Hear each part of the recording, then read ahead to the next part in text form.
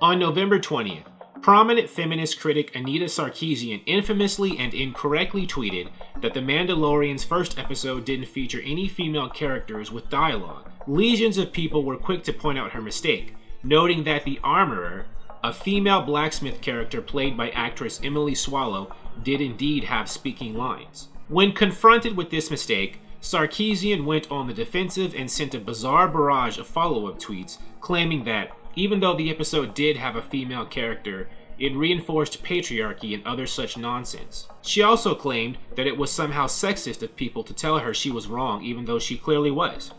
She wanted to have it both ways. Lamely own up to her error while still sling mud at people who wounded her pride just by telling her the truth. Not only was her criticism wrong, it was also lazy. She either wasn't paying enough attention to The Mandalorian's first episode before she decided to blast it, or she only watched the first few minutes before judging it instead of waiting to watch the whole episode. Otherwise, she would have known better, but she apparently couldn't be bothered.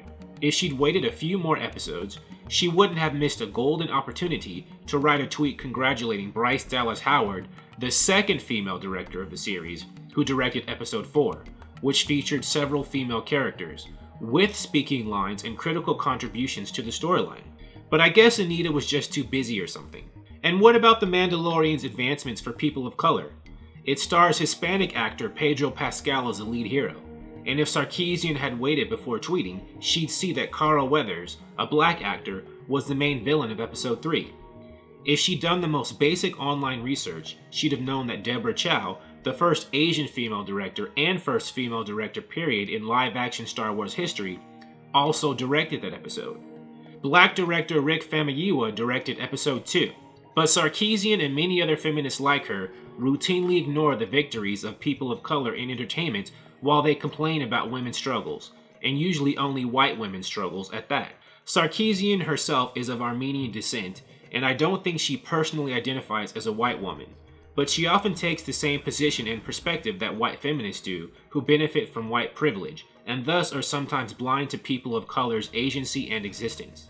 It would be nice for Sarkeesian to use her platform to point out that Watchmen, an excellent prestige sci-fi show on HBO, stars black actress Regina King, or that CW genre show Black Lightning has 3 female leads who are vitally important to the plots. The main character, Black Lightning himself, is the only black male superhero with his own show that's currently airing on TV today, as of this recording. The excellent Star Wars video game Jedi Fallen Order includes Deborah Wilson, a black actress who's carved out an amazing career doing voice work in multiple popular video games. Another Star Wars representation story Sarkeesian could highlight, a positive instead of a negative.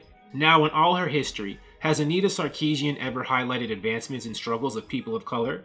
Of course she has. I'm not saying she never does or won't do so again. She's not an enemy of people of color. She may have also tweeted about Watchmen's and Black Lightning's awesome portrayals of black people.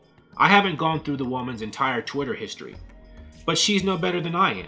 She couldn't even go through The Mandalorian's first few minutes before she attempted to shame and bully its creator Jon Favreau and others who made it. And make no mistake, she was trying to shame and bully. Sarkeesian's gained national attention for her critiques and has a massive following. She knows that when she tweets about a movie or show's problems, her message has the potential to force the creators into making changes. She wasn't just criticizing The Mandalorian, she was targeting it for something it didn't deserve. The show is making great strides for black, brown, and yellow people in front of and behind the camera, but Sarkeesian oddly neglected to point this out. Actress and director Elizabeth Banks recently did the same thing, and that also blew up in her face. In 2017, she called out Steven Spielberg and said he'd never directed a movie that starred a female character, but she was wrong. She forgot about, or just didn't know about, The Color Purple, a Spielberg movie starring multiple black women that was nominated for multiple Oscars in 1986. She tried to shame and humiliate Spielberg for something he wasn't guilty of, and people called her out for it.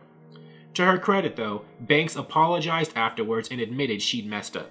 Lately, she also featured actresses of color in her latest movie, Charlie's Angels, in lead roles. But even though they sometimes acknowledge and help people of color, women like Banks and Sarkeesian also erase the successes of people of color in their efforts to complain about women's problems, something white and light-skinned feminists do all the time.